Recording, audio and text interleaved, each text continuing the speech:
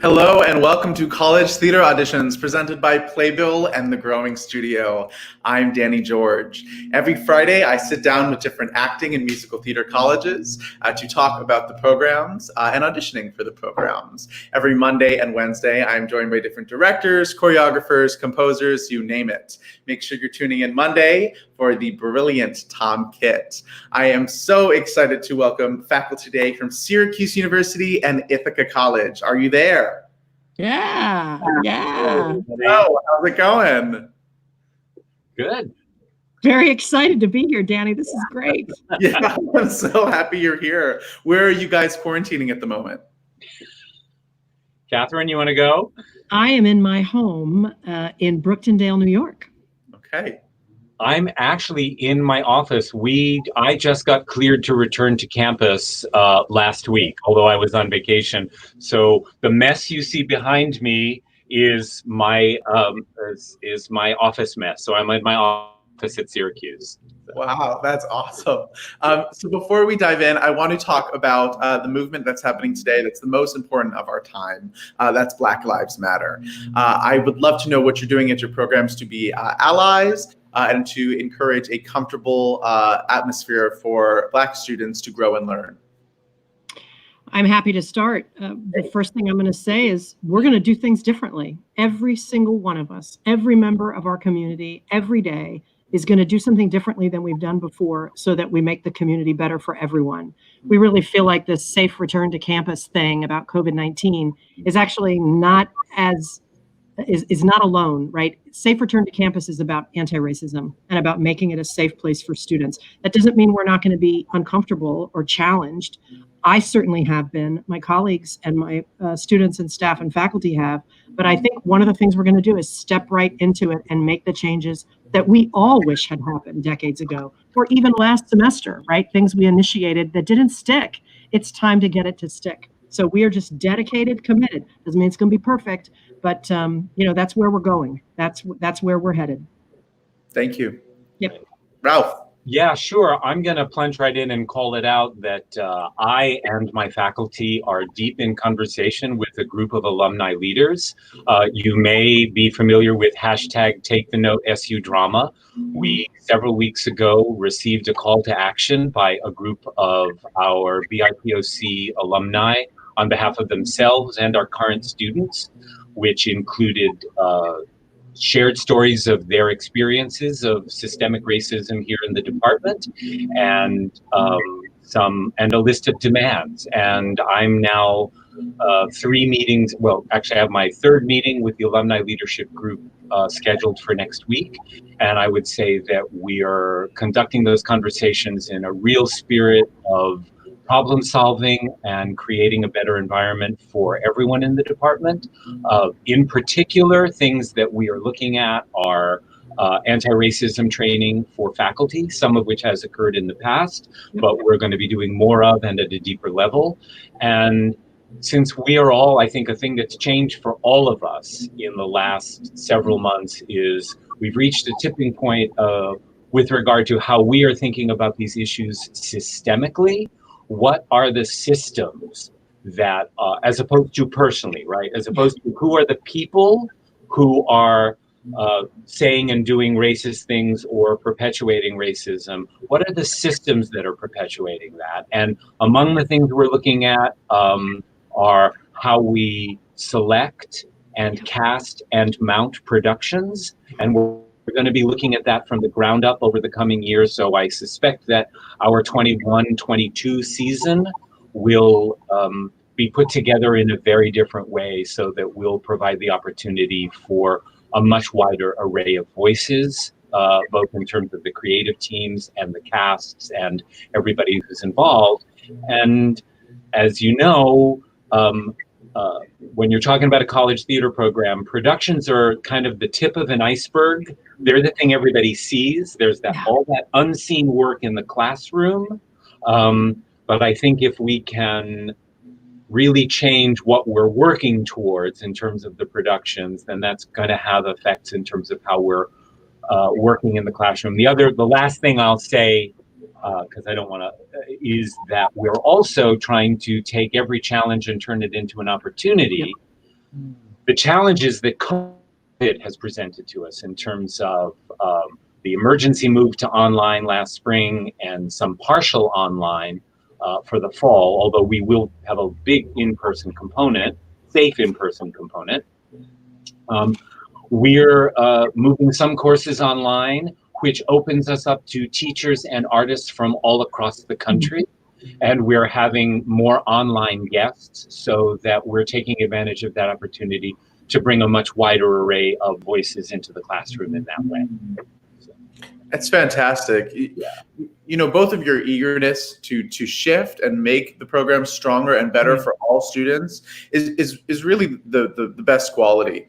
You know, no matter what, we're not going to get it right. We're going to fail, and all we can do is learn and be better. And the fact that you're leading these programs to do so is tremendous. So thank you. Thank you. Thanks. My first question is, how many students do you accept into your programs, both acting and musical theater? Let's start with Ralph. Oh, okay, sure. I'll kind of work backwards. Our target matriculation for both programs, acting and matriculation, fancy word for who shows up in the fall, right? But our target is 23 actors and 23 musical theater students. We actually offer admission to a larger number than that. It shifts a little bit every year because we know people are applying to a lot of programs and are making different choices and want to have those choices. So we'll offer admission to somewhere between 45 and 50 in each of those programs. And out of that, we'll generally get very close to our target of 23 in each program. Individual classes thereafter are offered in sections ranging from 8 to 20 people. We have a lot of coursework. Most courses are, you're in a room with about 10 people other than your dance classes. So that's the big picture. Great. So we're a little bit smaller. We have a total of 32 performance students. The BFA in acting is 16, and the BFA in musical theater is 16. So that's our goal across the board, and it's the same thing as Syracuse. Those students are mixed up, of course, completely sharing those fundamental studio classes in the first 3 years, lots of other classes throughout. But 16 in acting, 16 in musical theater. We make about 45 to 60 musical theater offers. So we don't make as many, we're not able to, but we do have a wait list. And in acting, we usually make about 45 to 60 offers in order to get 16. Sometimes it ends up with 18.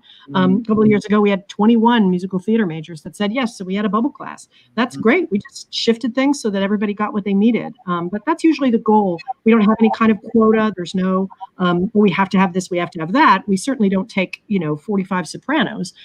We have designated by voice. So that's really about the only way that we quantify things in terms of just that musical theater program. But 32 is our goal, and that's within our larger department of 85 for an incoming class. So our whole program is about 320. It's fantastic. Every year I go to both your universities for the A1 conference, and I am so marveled at the talent at your school.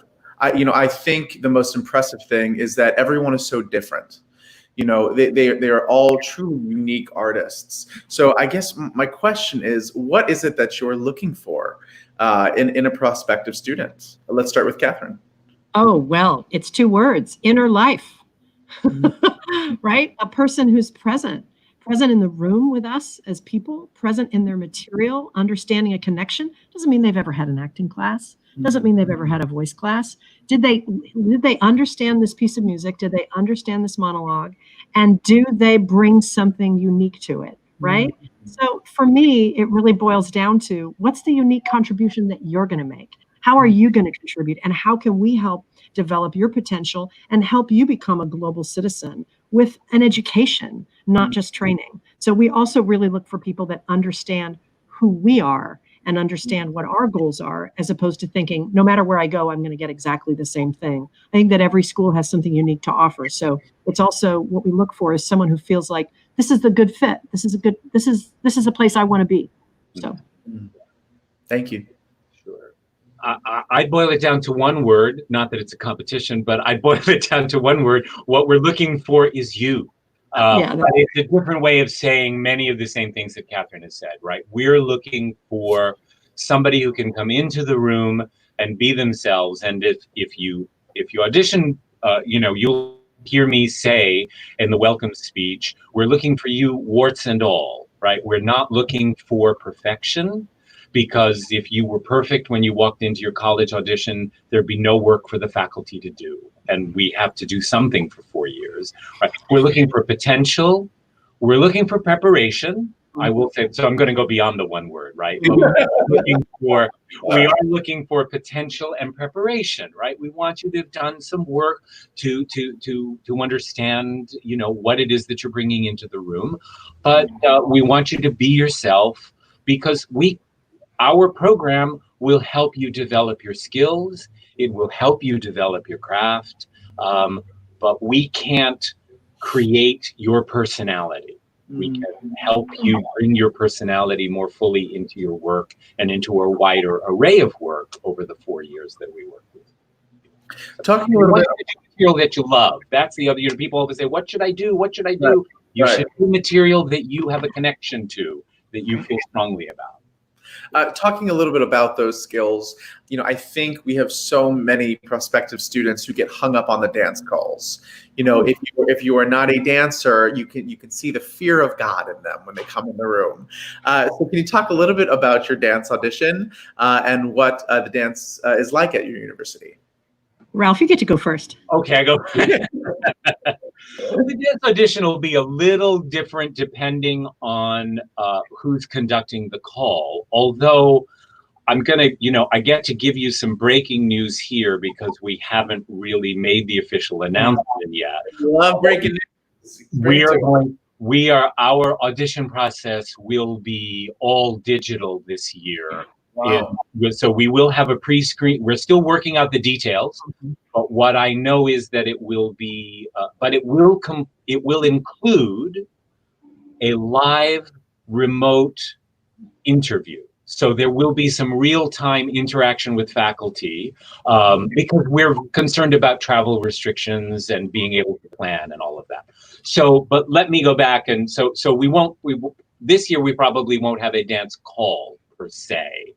So you'll submit a dance pre-screen, and then if you make it past the pre-screen, a dance digital submission. But there again, I'm going to go back to the word potential, right? We know that people come in. Some people have been taking dance classes since before they could walk.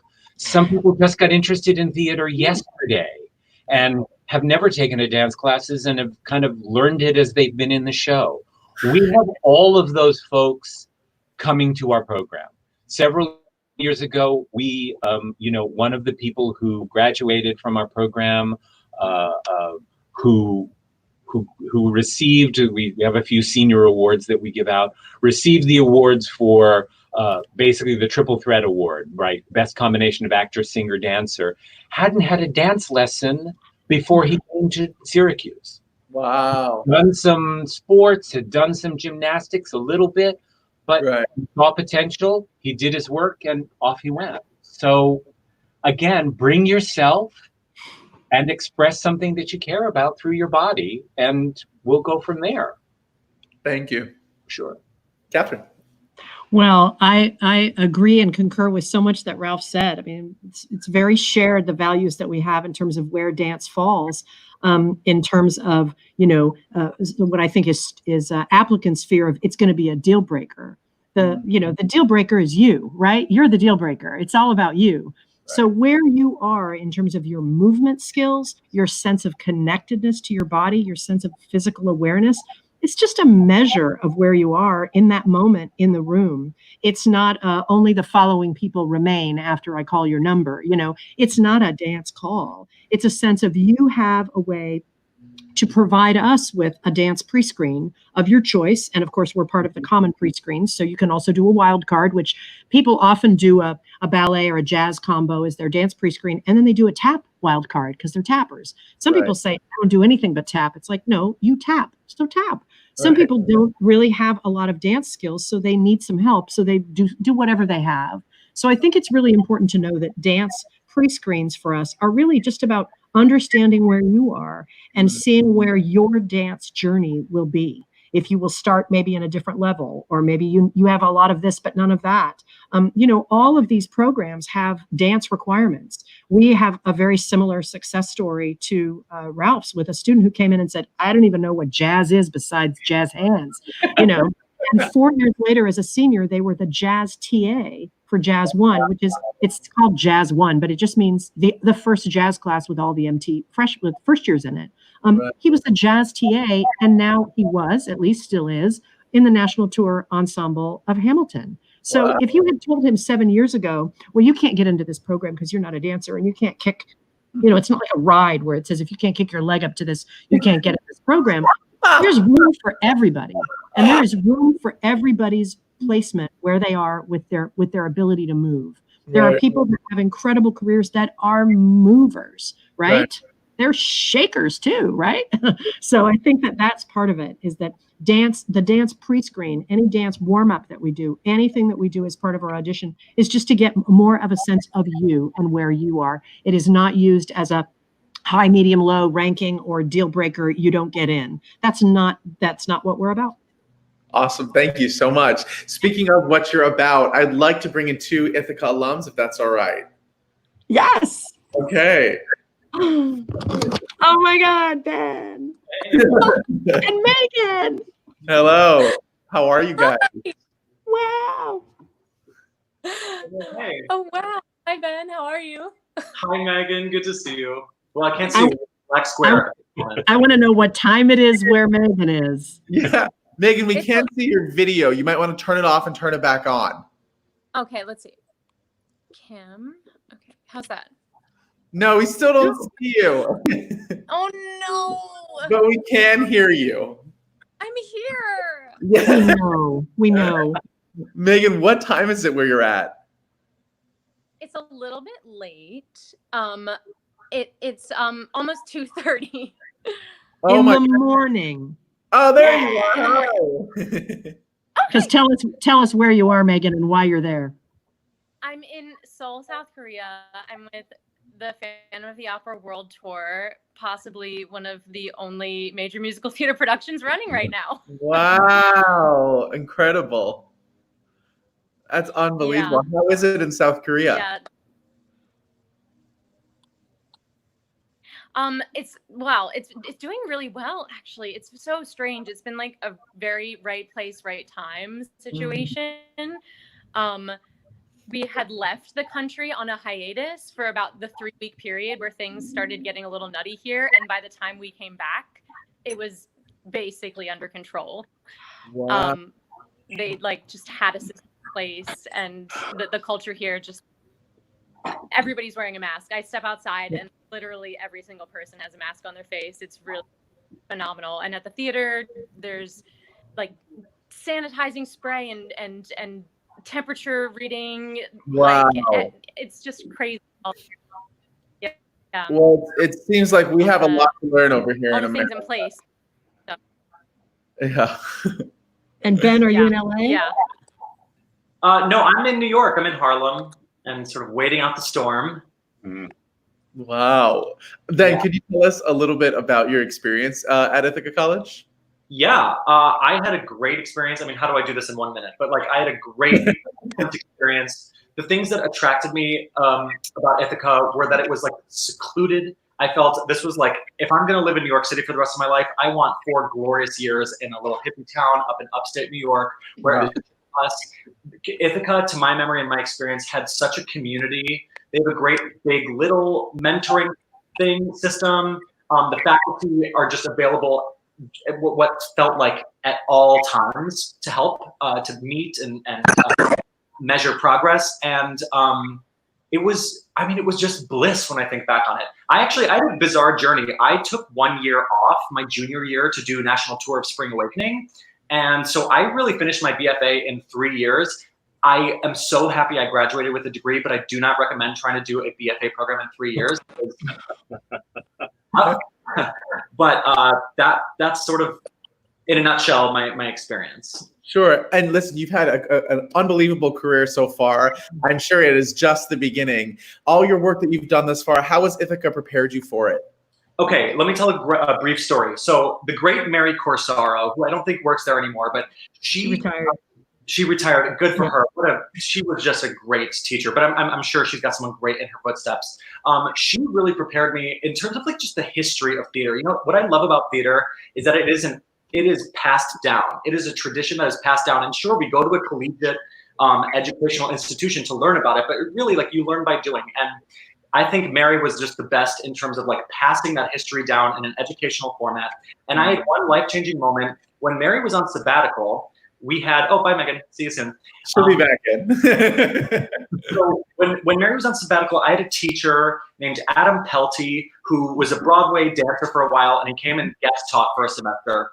And he told me during a meeting, he was like, Ben, you're a dancer. You just don't have any training, really. This is like my freshman or sophomore year. And to me, I was like, oh my gosh. So I can be a dancer even though I can't lift my leg up or even though I can't like do the splits. That was mind-blowing to me. And it gave me permission to say like, okay, even though I don't have the facility or the flexibility or the years of competition dance training, I can tell a story with my body. I can infuse my movement with what I do know how to do, which is like, you know, express. And that just changed my life. That idea of giving me permission to be a dancer, even though I had really no training. And then I went on to like, you know, make my Broadway debut in one of the biggest dance shows of like the last 10 years, I feel like. Yeah. So, wow. Well, I mean, if that's not a sell for Ithaca College, I don't know what is. That's tremendous. Ben, thank you so much for being here, for joining us. yeah. Oh, good. We have Megan. Megan, can you tell us a little bit about your experience at Ithaca College and how it's prepared you to be in South Korea with the opera?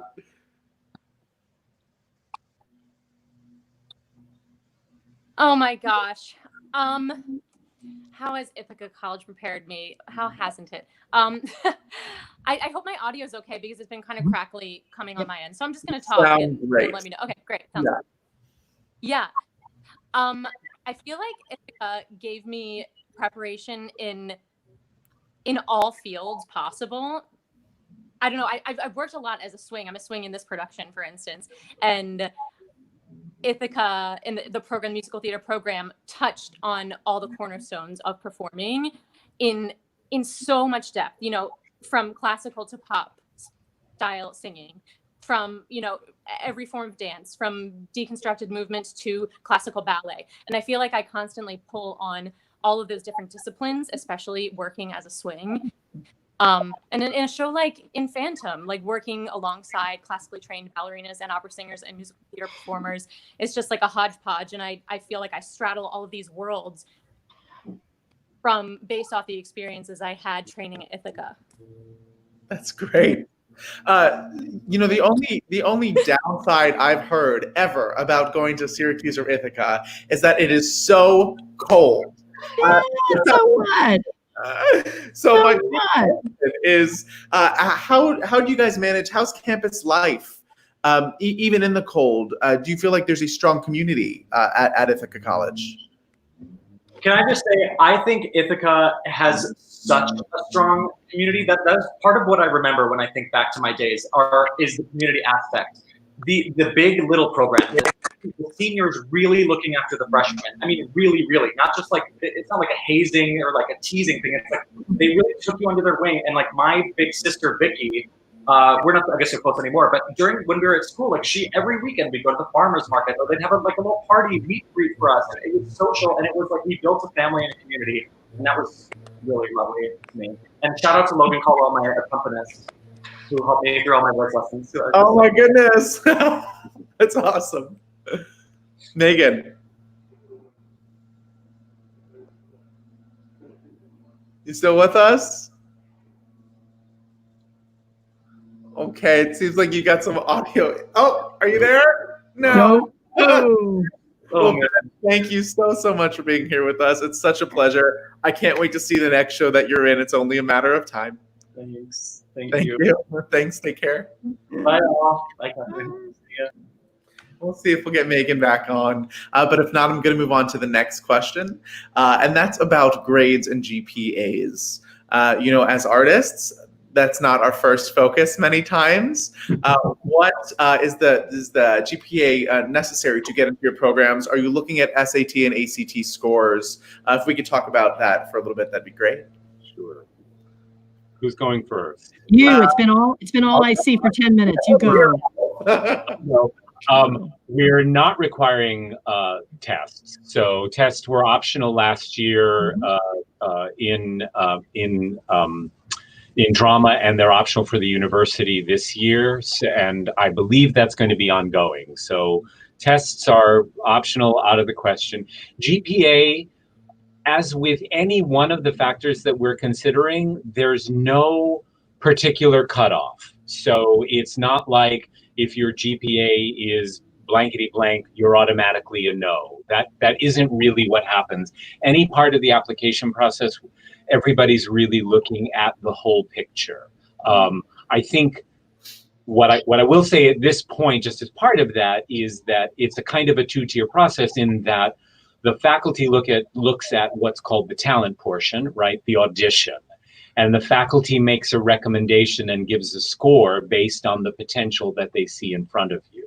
The university central admissions office then looks at the academic profile. So they're looking, and that includes letters of recommendation, transcript, GPA, extracurriculars, all of that. So basically what they do is they look at the people that we feel we make the strongest connection with in terms of the talent portion, and they dig inside that pool to find the people who are going to integrate best across the entire university. The way we frame it is the faculty's job is to determine your potential for growth in the department, and the central admissions office is there to assess your potential as a citizen of the university and as an alumnus of the university, broadly speaking. So I would say about any one piece of the puzzle, don't freak out. We're looking at the whole everywhere along the line. So Thank you. Sure. At Ithaca, it's similar. We've been test optional for years. I always say the only thing the SAT measures is how well you take the SAT. Right. So good for you if you do well on it, and if you don't do well on it, it's a challenging thing. Yeah. So the phrase that I'll use, it's exactly the same process. We're sort of the front door, right? And admissions is sort of the inside, just the other piece of it. So they don't look at anybody's application until we send our recommendations forward, because we obviously get a lot more applicants than we make offers to. So they wait, and they're not going to read 1,400 applications. They're going to read the 125 Right. forward.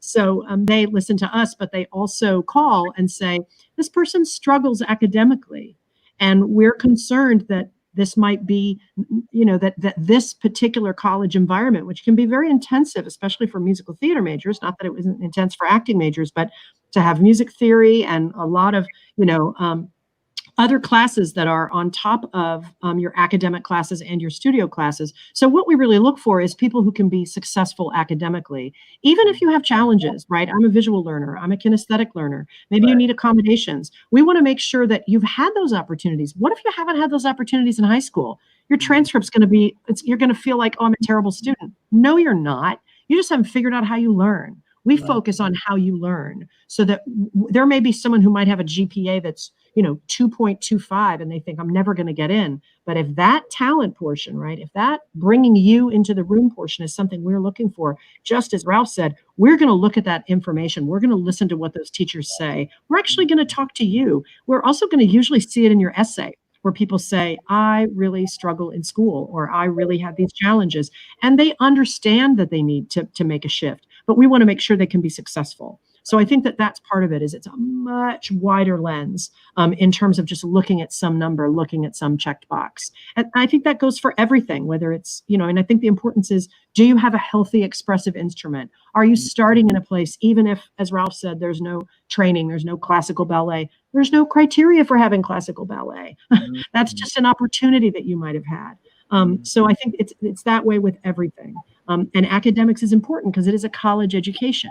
If you want to go to a conservatory that's a 2-year program and just get acting training, you can do that.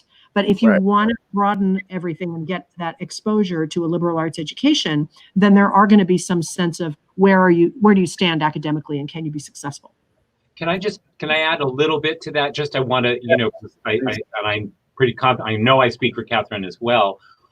I think also it's important for all of you who are thinking about schools to understand that these decisions are not from a kind of what I call a gatekeeper mentality. We're not trying to keep people out who have bad grades.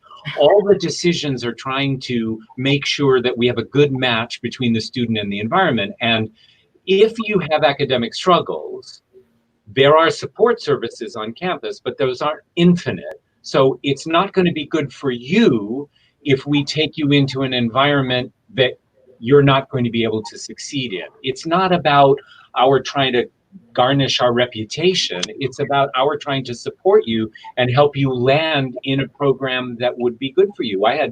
Early on, there was a student who I was really enthusiastic about from a talent perspective. Academically, it was just not going to be a good fit. And I reached out and said, you know, you might consider two things: a year to focus on your academics, or you might look into a studio or conservatory program that doesn't have an academic component. You know, you can go either way. Right. You've got to find what's right for you. So, yeah. Well, I have a question for you. What is it in the water at Syracuse that you guys train so many alphabas?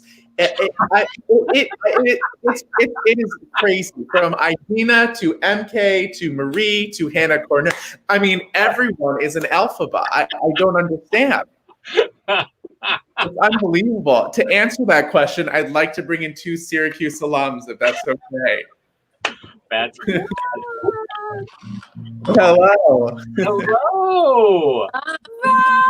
You, how are you? Oh, so good. So good, MK. Hello, MK. What's up, Marie? Guys, I want to talk a little bit about your experience at I can't Syracuse. really hear you. Can everyone else hear you and I just not be able to? I think it might just be you, but I'm not sure. Yeah. MK, can you hear me now? Mm-mm. I'm going to type anything that I'm asking you.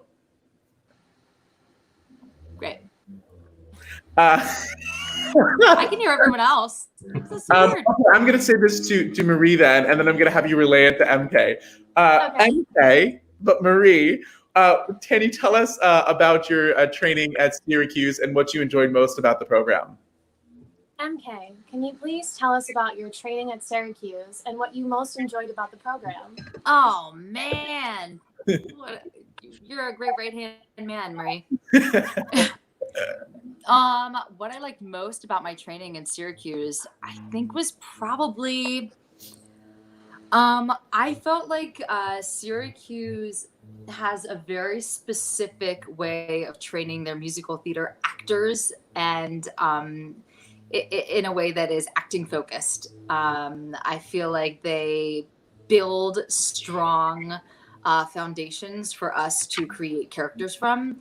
I feel like something I learned while I was at Syracuse is how to bring myself into a character and how to lead a show. I felt like there were a lot of opportunities for me to kind of flex at a young age, which was amazing, and helped me, I think, being confident in my career going forward. Another really special thing about Syracuse is that it's linked to Syracuse Stage, which is a regional house, which is an amazing thing to have right at your fingertips. I watched, one or two new plays or musicals a month. Like, wow. All of the shows in the season were required viewing. And then from watching these professional actors, we would take classes with them, and we had opportunities to perform on that stage. So I got to have my EMC card before I came to New York City, and make a little money as a student in musical theater, which is so rare because it's hard to do anything besides musical theater. So it was amazing to have that opportunity as well. I would say that's my. Thank you. Marie, same question. You know, it's a lot of the same thing as MK. things that drew me to Syracuse specifically was that it was far away from home. And that also there was the Sorkin program, which I was lucky enough to do.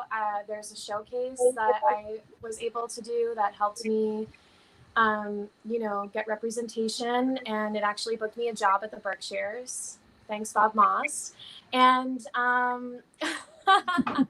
and a big thing about Syracuse that I love is the Tepper semester. And that's basically when you go to New York in January of your senior semester and you take classes with James Kaleri, Julia Murney, Daisy Prince. Like, you are just stacked with all of these amazing people that are in the business now. And it's such a great transition period to get you into that college mindset, into like what's going on in the world, like taking all that acting training and then just focusing it into like how you can be a better businesswoman, how you can get your brand on. So that really, really helped me. And I love all those programs at Q's. Now, Marie, I know you were covering Alphaba, MK, you played the role. Can we talk about how Syracuse prepares you for such a difficult role? I don't know if MK heard me, so Marie, if you... Yeah, I'll start. MK, then you can follow on if you can hear me. Yeah, boom. So the way that Syracuse prepared me for the role of Alphaba was I really learned how to be in an ensemble, how to be a swing. I also got to do a Syracuse stage principal role. So it really taught me like all the skills I need for the job that I have right now. Because being in the ensemble and covering Alphaba is very different than playing Alphaba 8 times a week, which MK knows. It's just like you have to have that, you have to get those reps in and like, practice and flex that muscle, which is a different muscle than what MK needs to like carry the show 8 shows a week. So I really feel like I received all that education through the experience that Syracuse Stage and Syracuse University gave me. MK? Yes. Okay, I'm a little embarrassed about this, but I'm like blanking on my voice teacher's name. Her name is Laura. Laura Enslin. Laura Enslin. Did you have Laura too, Marie? I had Laura and I had Rebecca Karpov, so I had 2 and 2. Okay, so I feel like Laura like really helped me get my voice ready. I feel like she changed the way that I thought about belting and mixing. I kind of went to school thinking I was going to be like a jazz sort of Sally Bowles for the rest of my life. And she kind of taught me how to bring the sound forward, use your mix, strengthen the muscles around it, while also explaining we had to write a 40-page voice project for Rodney. So kind of learning the anatomy of the voice was so helpful for me. I think that the other ways that Syracuse prepared me for Alphaba specifically was that I remember we had Julia Murney come, who is one of my favorite Alphabas, an alumni from the school, and show us that it's possible. And I remember being so nervous, but the faculty put me in front of her to sing The Wizard and I. And I was shaking in my boots to sing The Wizard and I for this iconic actress. And I think that doing things like that made me more confident and strong, especially when you have someone like Julia Murney directing you and then saying, you can do this. And she taught a Tepper semester. It's amazing. With Daisy. So, yeah. We actually got to play a game with her and Andrew Lippa on our last broadcast where we had to guess if it was Julia Murney or not. It was a great time. MK, I know you can't hear me. Hopefully Marie tells you. It is such a pleasure to have you guys here today. I love you both so dearly. Thank you so much for being here. It really shows how much you care about Syracuse and how much it meant to you. So thank you for being here. MK, we're heading off. Give a wave. Oh, bye. See you both. Bye, Val. Take care. Thanks, guys. Oh, that's so sweet. Wow. Pretty swell. Can we talk a little bit? Actually, I have a question from a viewer here. That's great. It's all the way from Lagos, Nigeria. This is from, I'm sorry if I butcher this. It's Oluwatomi Lola Adeniran. They are a rising high school senior. I live in Nigeria. We don't get Broadway shows here, and bootlegs are illegal. I also want to work on Broadway. What path do you recommend I take, and what type of training should I undergo to get there? Well, I would say that this particular audition cycle is an advantage for you because it's all going to be virtual. So you're going to save a lot of money and a lot of time by being in Nigeria and turning your cell phone sideways and getting someone to play piano and working on your monologues and song cuts and bringing who you are to your video pre-screens and get familiar with the pre-screen process, right? How it works, and then just step into it and get to know the programs. Like that would be the first thing I would say, right? Listen to the difference, it's incredible attributes of both programs, but there's hundreds of programs out there. So find out what it is that you're looking for, professional faculty, an affiliation with a professional theater, a place far away from Nigeria. I think you're going to find that. So, everyone's looking for something different. So I would say spend some time in the next few months, right? Things aren't going to open up until August or September. So you've got some time to just figure out where you might apply and have a really smart targeted search, and then focus on your materials. And then by the middle of October, or early November, just do the best that you can and get those in, and then let the universe send you the message and have you go, oh, I got in at a pre-screen at this, I have an audition at this, and just move into the process. That's what I'd suggest. Yeah, I think that's great. That's great advice. And I would, amplifying that, there is the advantage of the digital audition process itself this year. And prior to that, everybody's investing a lot more energy in digital information sessions, in virtual tours. So the amount of information that you'll be able to gather about those programs without actually physically visiting them is vastly greater this year than it ever has been in the past. So I think you'll be in a really good place. And I think, the best way to prepare for a career on Broadway is to develop your skills first and foremost.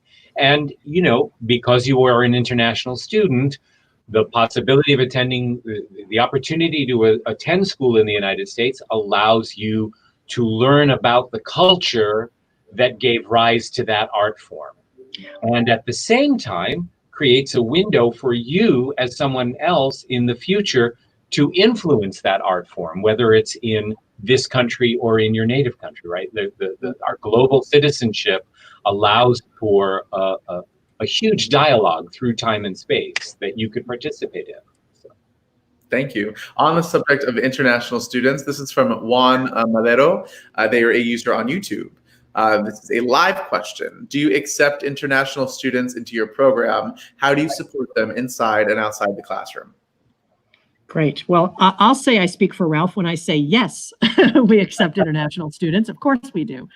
We have a separate office and an actual point person, Diana Dimitrova, who's actually, her job is to make sure that international students are okay and to provide lots of support services. But it's really wonderful to know. It's kind of like you have an academic advisor, you have a chair of a department, you have all the faculty you talk to, but then you have this one dedicated person on campus who really helps support what your needs are. We still have 32 international students living on campus right now because they couldn't go home, right? Or they have to figure out decisions. Deanna is constantly in touch with them, right? We're taking them groceries when they need more food supplies. So there's a real sort of, I don't mean hands-on like we micromanage you, but there's a lot of ways, right? A lot of tentacles to be able to make sure that you're okay and you're getting the support you need. Yeah. And we have an international student who's an RA. So they are getting a tuition, room and board discount because they're working as an RA because they might not be eligible for the same kind of federal financial aid that a US student would be eligible for. So we always make sure that we're looking at alternatives so that you can get the support, financial, emotional, physical, mental health, everything. Yeah. Great. Yeah. It's very much the same thing. I think really what's the differences between Ithaca and Syracuse are really differences of scale. The programs and the the programs and the schools themselves. Syracuse is just larger. And so we have a slightly larger international support services staff because we have a larger population overall, but they are doing the same things. They are providing that support. We have students who have been living on campus. I think we had we might have had closer to 100 who were living on campus all through the summer because they couldn't get home. And we've got an on-campus convenience store for them, and are also got people checking in on them for other needs. So I think there are a lot of services there that would help you. But we absolutely are open to, interested in, because it creates an incredible artistic and creative dialogue in the program. Thank you. This next question is from Ben Muckenthaler from Tucson, Arizona. They are a transfer student. Do you recommend trying Unifieds or going straight to the campus auditions? What's the difference? Well, I mean, this year is going to be a little bit different. So I know it's going to be challenging because I'm not sure what visiting on campus is going to be like. I think a lot of it is going to be virtual. So we'll set that aside. But I think that, Unifieds is a great way to get a lot of shopping done at one store. So that's what I would say. The advantage is, what I like to say, again, it depends on the resources you have to visit, is wait until you get your decisions to visit, unless you're trying to figure out where to apply. But I don't know that you're going to be able to do a lot of visiting in the fall and spring. So I would suggest, again, doing the online research, but Unifieds also has not decided. I call it Zoomifieds is what I'm calling it these days, right? So decisions have not been made, but I would suggest that it's going to be very different this year. So do what you need to do through the virtual realm and reach out and connect individually with the departments that you're interested in. And we will find a pathway for you to Zoom into a class if you're an accepted student, to take a virtual tour that we're going to organize with our students leading them so that you really get to sort of meet a student as well. So I think lots of things are going to open up this year virtually, but that's what I would suggest, Ben. Yeah. And I think again, this year versus usual years, right? There is, I think, all schools that participate in the Unifieds work really hard to make sure that the experience of the on-campus versus the off-campus audition is the same as much as possible. I don't think anybody gives any preferential treatment. You don't get points for coming in person, because we understand that everybody has to make a different decision, right? There's doing the Unifieds is a great way to make one trip, one airfare, several days in a city, and do 8 auditions as opposed to 8 different trips. Right. That's a better option for some people. Different options are better for other people. But I would agree with Catherine about the visits, that again, depending on what happens with visits this year, but under usual circumstances, let the visits be the places that you are accepted at and deciding among, because it's an investment and you need to use your resources wisely. I will say, at the Growing Studio and Playbill and A1s, we are definitely cooking up something and working to make things a little bit easier for students to audition and get information from several programs. So keep an eye peeled for that.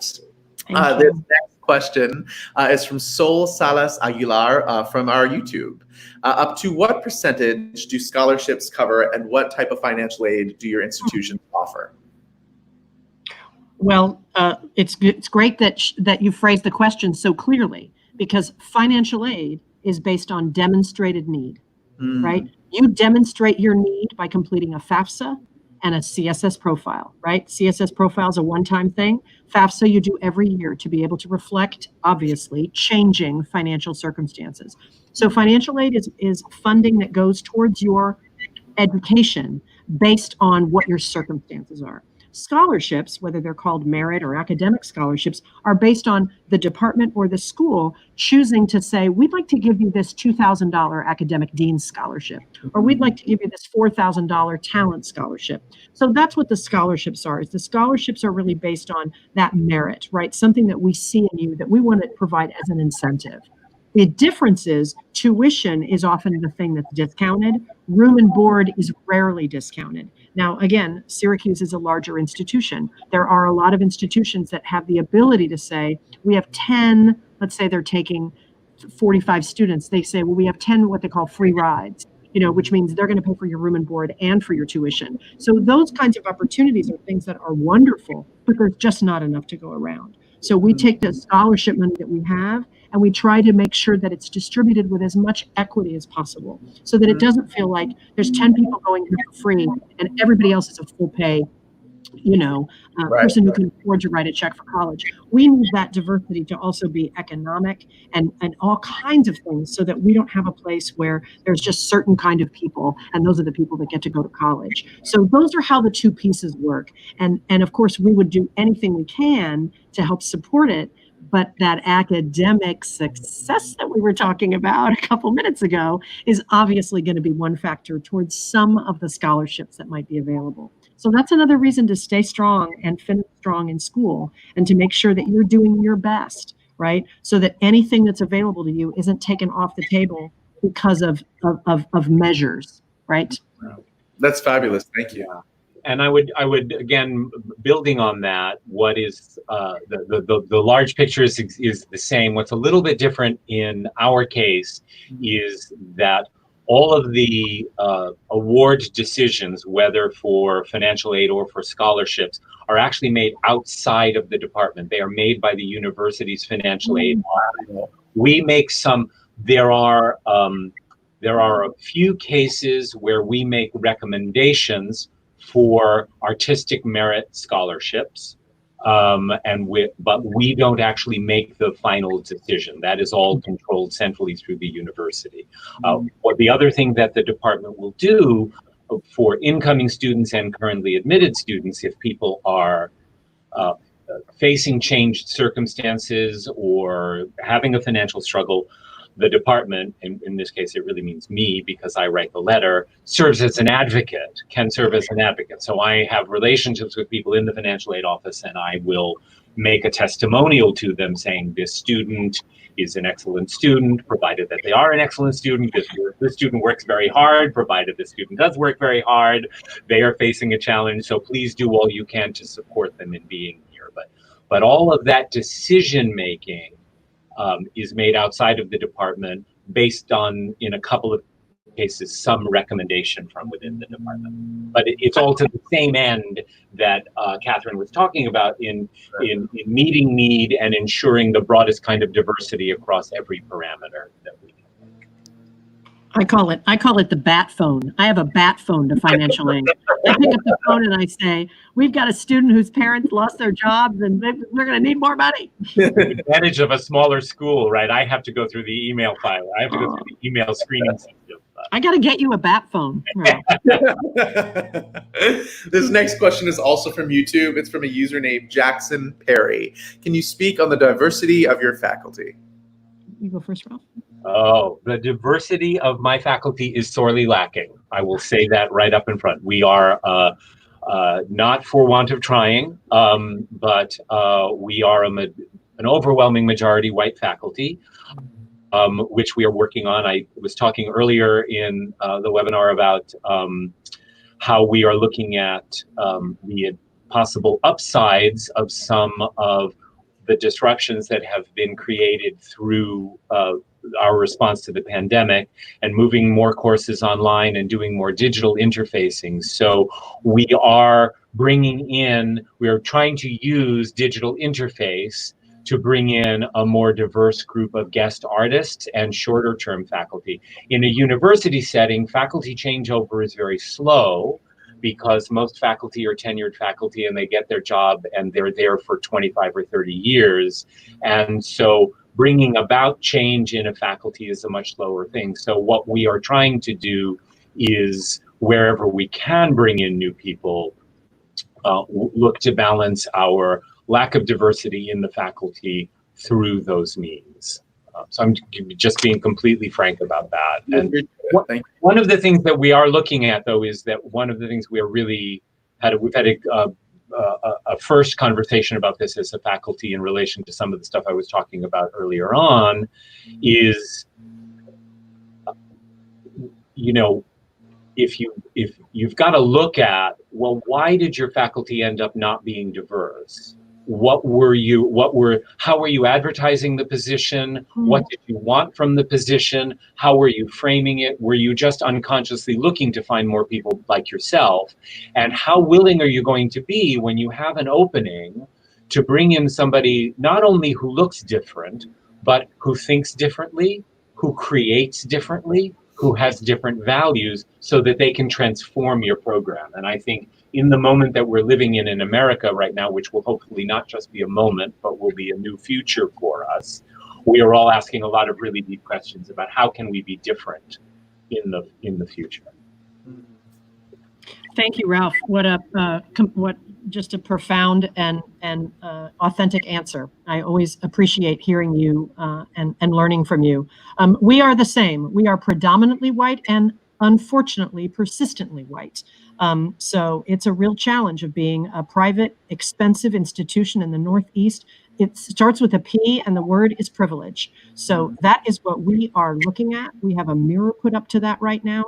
The same is true. Students, the student body diversifies more easily than the faculty diversifies. You know, we've just had faculty retired after 40 years at the institution, right? And when we're able to hire the most qualified faculty member, that person happens to be a person of color, we are able to have faculty so that what I saw recently in some of our not evaluations, but we're doing lots of listening sessions and open space and really sitting with where we are in terms of how white and how systemic, as Ralph said earlier, our policies are and how we can start dismantling them, right? 31 pages of We See You, White American Theater. You know, we're I'm on page 2. You know, it's like I'm just annotating and saying, yeah, we can do that. Yeah, that's going to take time. You know, yes, we can start doing this. There's a lot of work to do. But I think what's important is we have faculty of color. We don't have as many as would be beneficial to support the range of diversity that we have in all of our students, not just for the students of color, but it's important for white students to have faculty of color. It's important for all of us to learn from each other. So our script analysis teacher, when every student is on campus, is a person of color. There is a scene study teacher at every level of our foundational training who is a faculty member of color. And sometimes students will say to me, white students, it's the first time I've ever had a faculty member of color. It's the first time I've ever had a teacher who wasn't white. We have places where we have to grow? Do we have a growing edge? You know, our voice vocal performance faculty in the music school, we have to diversify that faculty, but it gets done one line at a time. Yeah. So we are prepared, especially with retirements, if we have to do one-year hires, if we have the ability to do a search someday, you know, all of those things that Ralph is talking about. These are the systemic things in our way. So I love it when students say, we want 3 tenured faculty of color, Black faculty members right now. I say, so do we. So do we. We've been begging for lines. We've been, this goes way above anybody in this audience's need to understand. But we fight and we struggle and we yell and we advocate and we rationalize. So as soon as we are able to sort of unlock those resources from the system that they're in, which is this is the way it works and it's tenure and this is the way it is, it doesn't have to be the way it is. And that's where we are right now in this moment, is looking at our situations and our systems and saying, why do we cast that way? Why do we choose plays that way? Why do we do this way? So I think we're at the beginning of helping crack open that egg, but right there with you, and I hear it, and I'm in line right there with you, saying let's make these changes.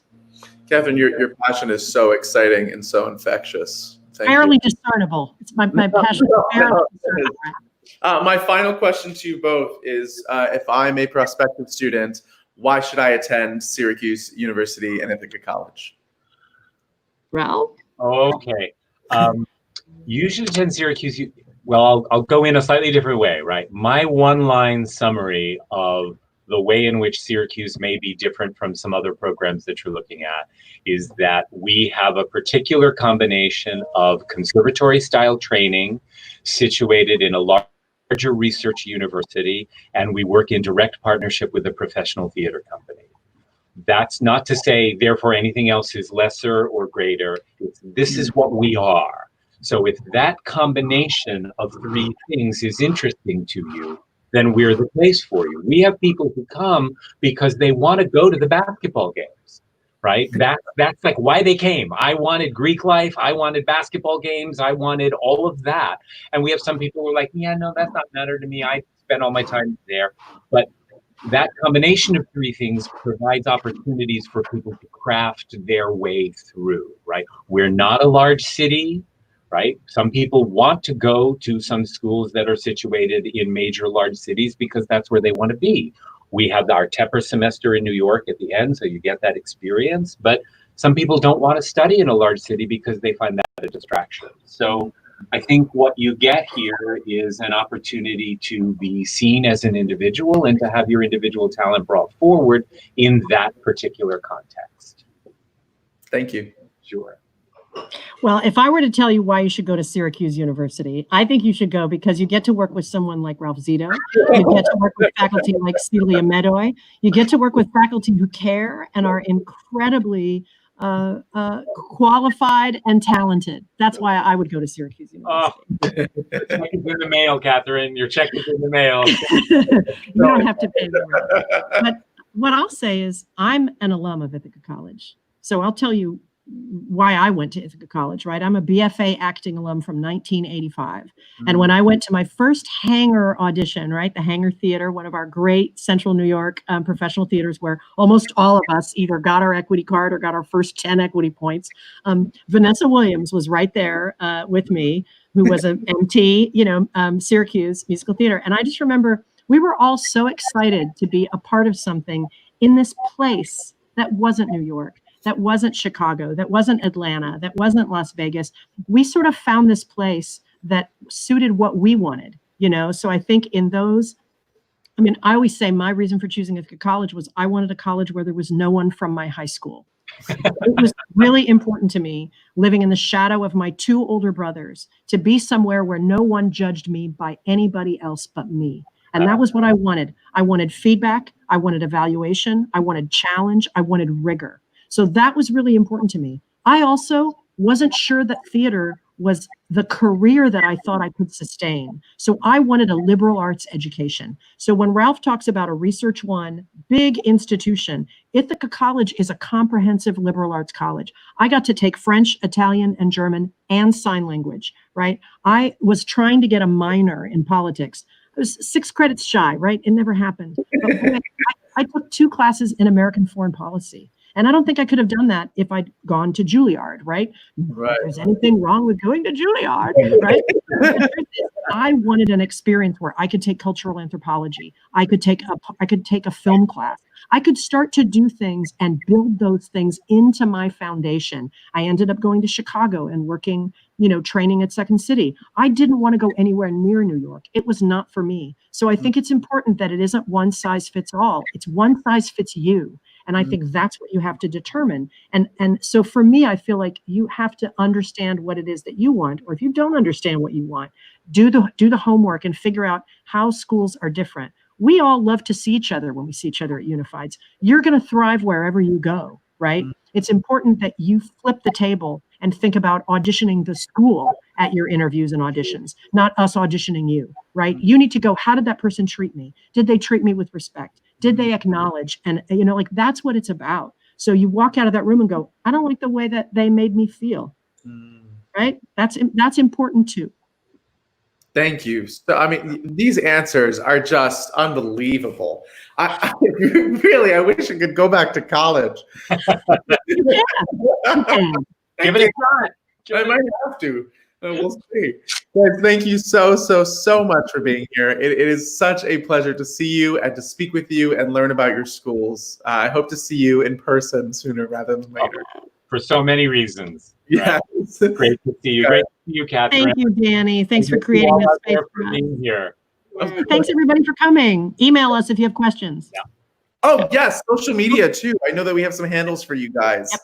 Just so we can follow your programs. Let's put them on there. That's Ithaca's right there. Yep. And we have Syracuse's as well. Great. Wonderful. Thanks for joining us, guys. Take care. Great. Take care. Thank you. Please join us on Monday as we talk with Tom Kitt, and Wednesday as we chat with Kathleen Marshall. Next Friday, I'm chatting with some New York City schools. I'll be sitting down with Marymount Manhattan and Manhattan School of Music. If you're not following us on Instagram, please do so at The Growing Studio and at Playbill for all the latest information on all of our streaming events.